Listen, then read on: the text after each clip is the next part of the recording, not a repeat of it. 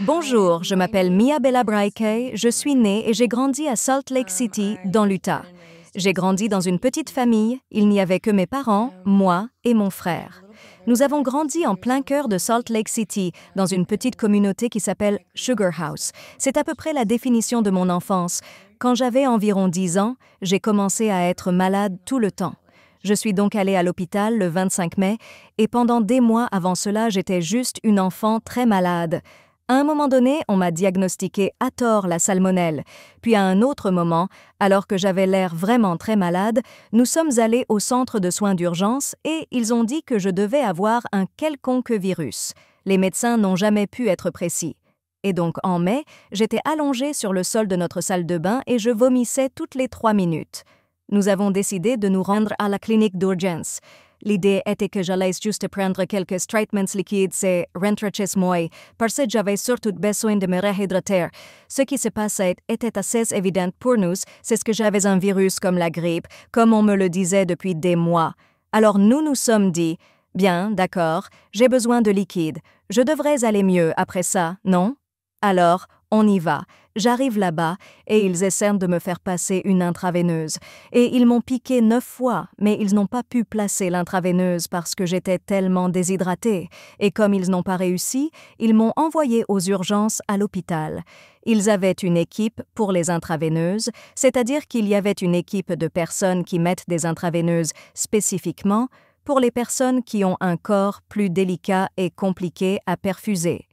L'équipe a réussi à me placer une intraveineuse du premier coup et j'ai immédiatement pu sentir mon corps être inondé de liquide. Quand on grandit dans une petite communauté, comme je l'ai dit, la définition de mon enfance, c'était une petite communauté. Mon père était un ami proche de quelques infirmières. Quand il est entré aux urgences, il a dit « Je m'appelle Dr Ricky. Voilà ce qui se passe, voilà ce qui ne va pas avec ma fille. » Ils l'ont donc écouté et l'ont cru sur parole. Et finalement, cela a fini par ne pas jouer en ma faveur quand ils m'ont donné autant de liquide. Parce que juste pour clarifier, quand nous sommes arrivés aux urgences, ce qui a été dit est « elle était très déshydratée, elle a besoin de beaucoup de liquide, mais c'est tout. Une fois qu'elle sera hydratée, nous partirons. » Je suis donc aux urgences. Les liquides entrent dans mon corps, mais ils remarquent que mon état s'aggrave à mesure que je reçois de plus en plus de liquide et je ne vais pas mieux. Franchement, je ne fais qu'empirer. Ils font donc tous ces tests où ils écoutent mon cœur et remarquent que mon cœur ne bat pas normalement. Il est complètement hors de contrôle. Il battait juste au hasard. Ils ont donc fait une échographie qui ressemble à un scan et ils ont regardé mon cœur. Ils se sont rendus compte que mon cœur battait à peine, presque pas. Il pompait à peine du sang, c'était très mauvais. Ils ont donc décidé qu'ils devaient faire en gros une intervention au cours de laquelle ils voulaient électrocuter mon cœur avec un fil. Ils ont dû me mettre sous anesthésie. Ils ont mis un petit câble sur mon artère, sur ma carotide, et ils allaient l'électrocuter pour voir si cela pouvait rétablir un bon rythme cardiaque. Donc, de mon point de vue, je n'avais aucune idée de la panique que tout le monde ressentait. Ce qui se passait réellement à l'extérieur de ma chambre, c'est que les infirmières avaient pris mon père à part et lui avaient dit « Tu dois ramener ta femme ici tout de suite. Ce n'est pas quelque chose d'anodin. » Les infirmières ne savaient pas vraiment comment dire à mes parents que j'étais au seuil de la mort et que s'ils n'arrivaient pas à faire battre mon cœur normalement, ce serait vraiment grave. Pourtant, même avec tout ça, mon père ne comprenait toujours pas, mais il a quand même appelé ma mère. Ma mère est arrivée. Je me souviens avoir vu ma mère arriver et maintenant que les deux étaient sur place, les médecins ont commencé la procédure. L'opération se déroule, puis ils ont terminé. Ils ont réussi à faire passer un câble dans ma carotide, ils ont réussi à électrocuter mon cœur, mais même si cela a donné un peu plus de force au battement, cela n'a pas donné de résultat suffisamment positif. Les médecins ne voulaient pas arrêter l'intubation. Ils m'ont donc admise à l'hôpital et m'ont placée dans une chambre de l'unité de soins intensifs. Et environ 4 heures plus tard, mes parents disent avoir entendu un code être appelé. Ils ont levé les yeux et une infirmière se tenait sur le seuil de la porte en train de pleurer en les regardant. Et quand mon père a regardé l'infirmière dans les yeux, celle-ci a simplement dit « Vous devez venir tout de suite ». Mon père m'a raconté que lorsqu'il est arrivé, il a vu un grand homme frapper la poitrine de sa petite fille et il n'a pas su comment réagir, parce que son instinct était de me protéger. Mais il savait, son cerveau était plus intelligent que ça, donc il a compris. Ce qui a fini par se produire, c'est que mon père a juste commencé à sauter de haut en bas. Il était à l'extérieur de la pièce et il sautait de haut en bas. Et les infirmières essayèrent de l'aider et il leur répondait « Ne me touchez pas, je ne vais pas vous gêner, mais ne me touchez pas ». Donc mon père était là, en train de sauter, en panique, et ma mère était en train de pleurer. Et je suis allongée dans mon lit, en train de subir un massage cardiaque. Même s'ils m'ont fait un massage cardiaque pendant 65 minutes et que j'étais intubée tout ce temps, ils ne savaient pas si j'étais en état de mort cérébrale ou non parce que je ne réagissais pas. Ils m'ont placée sous assistance respiratoire. Ils ont fini par me mettre sous ECMO, donc sous oxygénation. Mon cœur ne battait pas, mais c'est tout ce qu'on pouvait voir. À part ça, j'étais en parfaite santé. Ils n'arrivaient pas à comprendre pourquoi mon cœur s'était arrêté et avait refusé de reprendre. Ils ne comprenaient pas, mais à cause du traumatisme que mon corps avait subi lors de l'arrêt cardiaque, les médecins ont décidé que ma seule option était une greffe du cœur.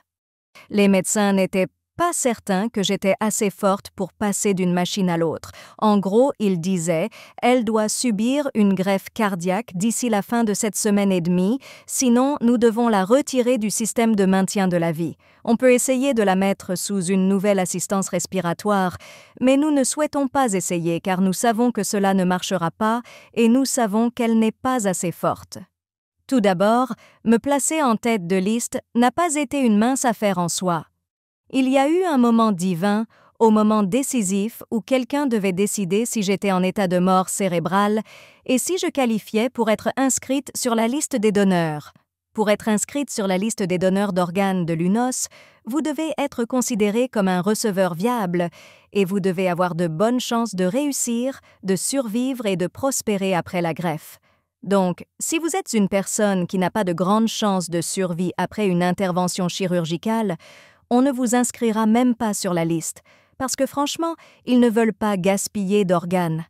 À l'origine, la personne qui m'a évaluée m'a en fait considérée comme une candidate non viable. La personne qui me testait m'avait demandé d'ouvrir les yeux et de lui serrer la main. Et je ne l'ai pas fait, et j'ai également échoué à un certain nombre d'autres tests. Et c'était aussi à un moment où je prenais encore beaucoup de médicaments et où je me trouvais dans un coma médicalement provoqué. Mais je ne répondais pas assez, alors j'ai été considérée comme un candidat non viable. Et la personne qui m'avait évaluée sortait alors de la pièce avec cette évaluation quand mon père a couru vers elle et lui a dit « Attendez, s'il vous plaît, attendez ». Il s'est retourné et il a crié dans mon oreille alors que j'étais allongée dans mon lit. Mon père dit « Mia, c'est ton père. Tu dois ouvrir les yeux tout de suite. » Et il l'a en quelque sorte crié, très énergiquement. Et mon père dit que j'ai ouvert les yeux. Je l'ai regardé, j'ai serré sa main, puis je me suis immédiatement rendormie. Et mon père dit qu'il a vu l'homme barrer tout ce qu'il avait écrit, écrire quelque chose de nouveau et sortir de la pièce. Environ 1h30 plus tard, mes parents ont appris que j'étais qualifiée et qu'ils avaient accepté que je sois inscrite sur la liste. Mais, pour faire une petite transition, c'est un peu le contexte qui m'a amenée là. À présent, je suis dans le coma en attendant une transplantation cardiaque, et c'est là que j'ai eu mon EMI. Ce dont je me souviens, et je crois que c'est ce qui s'est passé quand mon cœur a fait un arrêt cardiaque, quand on a commencé le massage cardiaque sur moi, puis pendant la semaine et demie pendant laquelle j'étais sous assistance respiratoire. J'étais dans les limbes. J'étais assise au bord d'une falaise tout ce temps. Je ne peux pas vous dire où se trouvait cette falaise. Ce n'était nulle part sur cette planète, mais c'était magnifique. La falaise était très haute. Le mieux que je puisse comparer, c'est comme les falaises de Moher. Et j'avais les pieds suspendus au-dessus du bord de la falaise, comme si mes pieds étaient suspendus en l'air. Mais j'étais assise par terre, et je me rappelle être restée assise là pendant des lustres. Le temps n'existait pas dans cette dimension, donc je ne m'inquiétais pas, je n'y pensais pas, ce n'était même pas un concept, donc il n'y avait même pas matière à y penser. C'était comme si l'expérience existait depuis toujours. Je me sentais si calme, et je pense que même aujourd'hui, inconsciemment, Mon âme, mon esprit et mon corps essaient souvent de retrouver cette sensation. Et c'est comme un état de pure complétude. Quand j'étais assise sur cette falaise, j'étais moi-même, mais j'étais aussi exactement comme tout ce qui m'entourait. Pas de façon scientifique, comme si nous étions faits de la même matière, mais comme si j'étais sur le même plan que l'herbe sur laquelle j'étais assise et l'air que je respirais. Tout cela ne faisait qu'un. Nous ne faisions qu'un. C'était une connexion. C'était comme une véritable paix. Mais j'étais assise au bord de cette falaise, les pieds pendants, et j'ai regardé ce que je ne peux que décrire comme un coucher de soleil. Mais ce n'était pas un coucher de soleil comme nous le voyons ici sur Terre. Ce que je regardais était une boule d'énergie vivante et respirante. C'est la plus belle chose que j'ai jamais vue. C'était une lumière blanche, brillante, mais colorée. Mais ce n'était pas aveuglant. Mais c'est la chose la plus brillante que j'ai jamais vue. Elle n'avait pas de visage. Il s'agissait littéralement d'une énergie vivante qui pulsait, respirait. Et sous la falaise, il y avait un océan. Je ne voyais plus de terre, je voyais juste l'océan ouvert. Et il y avait des êtres qui se trouvaient au pied de la falaise. Ils m'attendaient, mais pas comme s'ils s'attendaient à ma venue. Ils étaient juste là. Et j'aimerais pouvoir expliquer à quoi ils ressemblaient, mais je ne peux pas. Comme s'ils n'avaient même pas de corps. Comme s'ils étaient des esprits, mais ils m'ont dit que si je voulais sauter de la falaise, ils me rattraperaient, je serais en sécurité. Je ne serais pas blessée. Ils ont bien souligné que si je choisissais de venir avec eux, tout irait bien, mais ils insistaient aussi sur le fait que je n'avais pas à venir tant que je ne me sentais pas prête, et ils allaient m'attendre ici, et ils ne me presseront pas, et ils seraient là aussi longtemps qu'il le faudra. Il n'y a absolument rien d'urgent. L'accent est tout autant mis sur le fait que je pouvais rester exactement là où je me trouvais que sur le fait d'aller avec eux. Alors ils m'ont dit en gros quelque chose du genre « Si tu viens avec nous, nous t'emmènerons vers l'orbe. » Et je me rappelle m'être dit « Oui, j'irai au bout d'un moment. Je suis juste en train de me détendre ici pour l'instant. Je vais juste essayer de rester ici un peu plus longtemps parce que j'aime bien être ici aussi. Si je ne l'ai pas expliqué assez clairement, c'est juste une falaise derrière moi. C'est juste de l'herbe ouverte et c'est comme, si vous imaginez, comme un champ ouvert avec de l'herbe et des fleurs et quelques arbres et comme une sorte d'ambiance forestière. Et je ne l'ai pas encore dit, mais derrière moi, il y avait une cabane en bois. Et je suis allée dans la cabane et je me rappelle ne pas avoir aimé être dedans. C'est pourquoi je n'y suis pas retournée. Ce n'était pas comme si c'était effrayant, mais ce n'était certainement pas... Enfin, je n'avais pas l'impression que cela correspondait au paysage paradisiaque dans lequel je me trouvais. C'était comme si c'était un rappel brutal de l'humanité assise dans ce champ paradisiaque. Cette mortalité, c'était comme un naufrage. Cela semble brutal, mais il y avait une sorte d'énergie autour de la cabane qui se ressentait comme de l'humanité, comme l'énergie qui émane du fait d'être humain, d'avoir un corps physique et d'être coincé physiquement à certains endroits, comme l'énergie réelle d'être un humain. C'est l'impression que donnait cette cabane, et quand je suis entrée, il y avait des gravures avec des noms sur les murs, et c'était tellement triste parce qu'il y avait des milliers de noms. Et, je ne sais pas, quand je dis triste, je ne parle pas d'une tristesse déchirante. Je veux juste dire une lourde énergie mélancolique qui est là. Et c'est important et c'est quelque chose que vous devez reconnaître parce que, vous savez, il y a un sentiment de perte qui est présent et qui est réel, comme les sentiments qui accompagnent le fait d'être humain. Vous savez, être humain est brutal. Et je me souviens être là et me dire qu'il fallait que je sorte d'ici. Ça ne me plaisait pas du tout là-dedans. Je suis donc partie très rapidement et j'ai passé le reste de mon temps au bord de la falaise. Et c'est là que je suis restée, littéralement toute mon expérience, je suis restée là, ce qui m'a paru être une éternité. Quand j'ai organisé tous mes souvenirs et que j'ai réalisé ce dont je me souvenais, j'en ai parlé à mon père, et sa réaction a en quelque sorte renforcé ma confiance en mon histoire. Il m'a parlé de l'époque où j'étais encore sous assistance respiratoire et il ne savait même pas si j'étais là. Il ne savait même pas si j'étais en état de mort cérébrale ou non. C'était quand les choses allaient vraiment mal. Il y avait une femme qui est une sorcière très puissante et une lectrice d'énergie, une sorte de sorcière psychique. Elle est venue me rendre visite quand j'étais à l'hôpital, alors que j'étais dans le coma.